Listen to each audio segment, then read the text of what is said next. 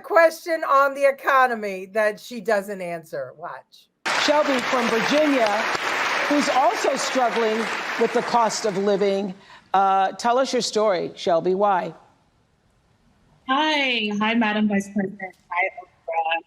I'm 24 years old. I'm a graduate student living with my parents, and I want to move out next year and potentially buy a home. And I'm concerned about the affordability of one with the extra costs and bills that I'm paying now, along with the bills and costs I will pay in the future too.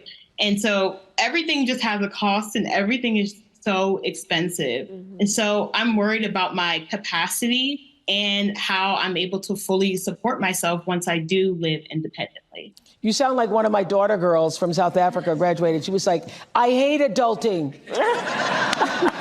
I hate adulting. This adulting isn't going so well. Yes. Well, so first of all, congratulations on all the success you've already achieved. And it is your story and the story of our friends before you is really, that's the American story, right? You are working hard, you have goals, you have ambitions. And so part of it is, again, the $25,000 down payment assistance. Part of it is what we need to do to also push back against a very different vision for our country. Because look, in this election, there are two very different visions for our country. One, for me, that is focused on the future, including you, and another that is focused on the past.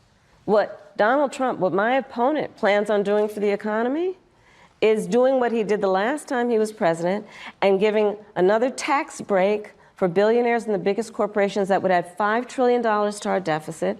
And get this, he plans on doing what I call a Trump sales tax, which is basically he's going to put a 20% tax on everyday necessities that economists have estimated will cost the average American $4,000 more a year, which is why Goldman Sachs, which is why Moody's, which is why Wharton School of Business, which is why 16 Nobel laureates have collectively determined, after analyzing our plans, one, mine would strengthen the economy, his would weaken it.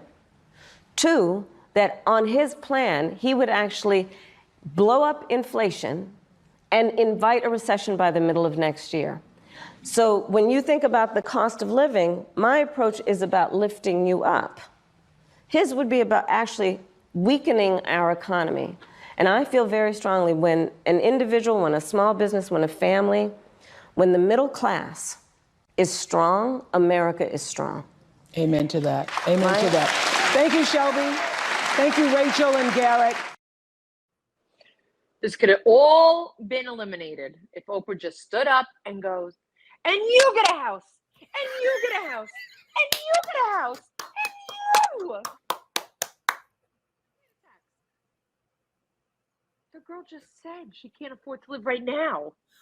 Now. It's now. Now. It's now. Not 4 years ago. Now. It's now. And guess what? Her parents were able to afford to send her to college, so they were okay. Yeah. Well, how come she can't live right now? Who's in control right now? Who's in office right now? Well, here's why she can't live right now. On this vote,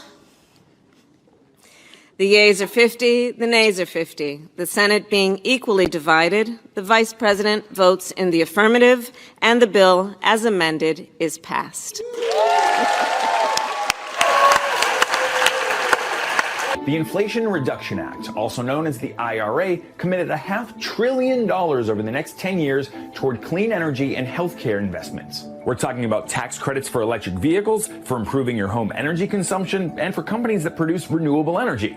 Also, insulin price caps, prescription drug reform, and Affordable Care Act subsidies. To pay for it, the IRA also included increased IRS enforcement and a 15% corporate minimum tax. But economists have been skeptical about attributing any drop in our inflation rate to the Inflation Reduction Act. In fact, not even President Biden appears to be making that claim anymore. At a recent fundraiser, he said, quote, "I wish I hadn't called it the Inflation Reduction Act because it has less to do with reducing inflation than it has to do with providing alternatives that generate economic growth." Forget that.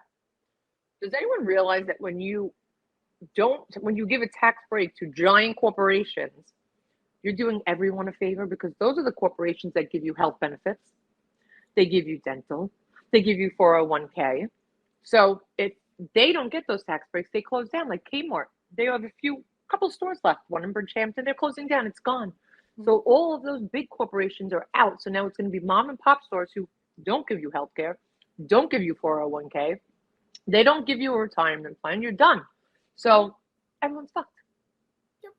Well, but that there you was the Biden-Harris answer to, battling inflation was the Inflation Reduction Act that gave $500 billion to clean energy. Meanwhile, electric cars use more gas. Harvard and Yale did this study than a car that uses gas does. Does that make any sense? Because it does. It costs more. I'm sorry. It costs more. Costs more for an electric car, and their batteries are made in China, and they're mined, and they're horrible to the earth. Just so you know. Well, economists, these so-called economists that she's talking about, Goldman Sachs, Moody's, we talked about this before.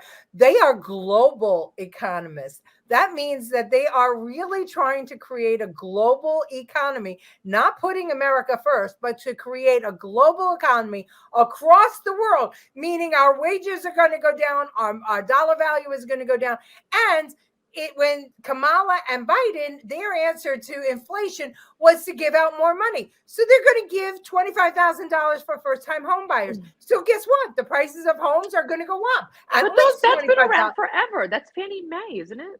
Whenever you give money, the government puts money into the economy, you have inflation. But I thought I'd take the first year after Trump implemented all of his implemented his policies, and I would show you what the news was reporting while Trump was doing all the things he says he's going to do again. Watch. 2018 kicked off with a bang on Wall Street, with the major indices setting records one after another. On the very first trading day of the year, the Nasdaq opened and closed above 7,000 points for the very first time in history, followed quickly by the S&P 500 passing 2,700 points the next day. But on the third trading day, this. For the first time in history, up 105 in 9 minutes of trading to push it over that mark that we have never seen before. And then just 13 days later, the stock market continues to see record gains under President Trump as the new milestone is reached on Wall Street. For the first time in the country's history, the Dow Jones closed higher than 26,000 points today. The president became laser focused on trade in March, announcing his intention to impose 25% tariffs on imported steel and 10% tariffs on imported aluminum on the first day of the month, and signing the proclamation just a week later. The president's signing of the proclamation implementing tariffs on steel and aluminum imports has been met with praise from some conservatives in Congress, but criticism from others. Yet one thing everyone can agree on is that it's time for America to finally address major deficits in trade. Amid the tariffs, this. This is Gary Cohn's last meeting in the cabinet and of the cabinet, and he's been terrific. He may be a globalist, but I still like him. The president's top economic advisor was out after disagreeing with the new steel and aluminum import duties. President Trump quickly replaced Cohn with CNBC contributor Larry Kudlow. I don't think the president wants a trade war. I think he's sending a signal that he wants to deal with unfair trading practices. With Cohn out and Kudlow in, the president set out to tackle trade even further. President Trump officially announces new tariffs on Chinese imports as his administration pushes for free and fair trade. Amid the trade actions, the U.S. added 103,000 jobs in March, with the unemployment rate holding steady for the sixth month in a row, prompting the Fed to hike rates for the first time in 2018. The end of March also marked the end of quarter one, with U.S. GDP growth hitting 2% for the beginning of the year. August kicked off with a bang on Wall Street. Apple officially wins the race to $1 trillion in market value. The iPhone maker became the first publicly traded U.S. company in history to hit the $1 trillion mark. And Wall Street kept up the growth throughout the month, with the Nasdaq surpassing 8,000 points for the first time in history, before hitting its all-time high of 8,109 points, while the S&P 500 surged past 2,900 points. The market growth was spurred by trade wins, as the president negotiated a new deal with Mexico to replace what he called the worst trade deal ever negotiated. As the U.S. added 200,000 jobs in August, the number of job openings hit an all-time high of 7.3 million, with employers struggling to find new hires amid the record low unemployment. Small business optimism also surged to an all-time high of 108.8 in August, as U.S. business owners saw the benefits of the Trump administration's tax cuts and deregulatory efforts. The growth in big tech stocks continued into September, with Amazon chasing Apple to the trillion-dollar market cap on the second trading day of the month. The S&P then hit its all-time high of 2,930 points later in the month. Meantime, we've placed massive tariffs on China, and the tariffs have really had a positive impact. The president imposed his largest round of tariffs yet against China, taxing $200 billion worth of imports. He also signed a revised trade deal with South Korea. Consumer confidence surged to an 18-year high of 138.4 in September, as the U.S. added 134,000 jobs, and the unemployment rate fell to 3.7%. The continuing growth pushed the Fed to hike rates for the third time, and the third quarter GDP growth hit 3.7%, keeping the U.S. on track to surpass the president's goal for 3% on the year. The beginning of October saw the Dow hitting its all-time high of 26,828 points, pushed by trade optimism following the announcement of the USMCA.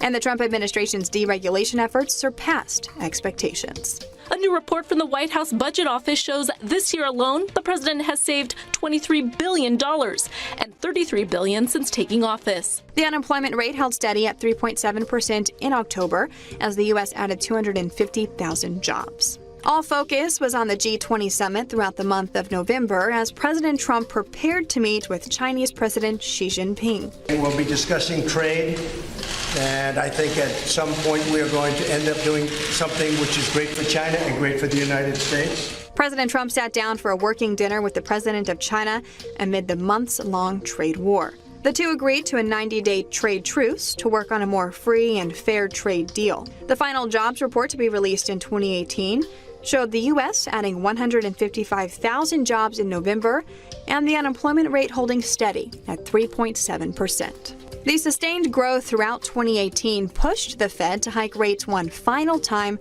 to a base range of 2.25 to 2.5%. And when he tariffed them higher, that's when they sent COVID over so that we couldn't work and we'd have to trade with them. And that's probably what happened. 100% is what happened. They're like, wow, we'll get you. But there were more jobs. They shipped over some high tariffed COVID. We all got it, and nobody could work. Nobody could work. But and when China and after COVID, China skyrocketed in job creation.